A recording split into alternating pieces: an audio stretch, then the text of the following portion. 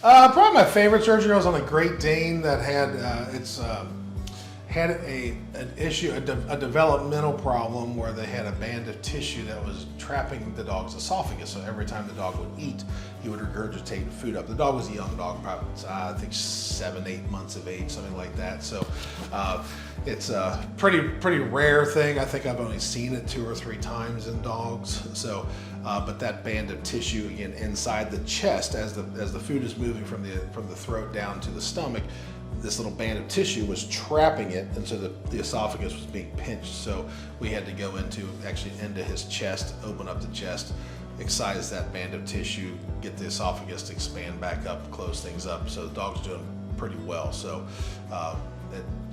we call it, well, it's an issue where they get what's called a megaesophagus, because the esophagus, where the esophagus gets constricted, all the esophagus expands. So a little concerning because they don't always bounce back from surgery. Sometimes that esophagus has been too stretched, but the dog's doing pretty good. So it's technically called a persistent right aortic arch.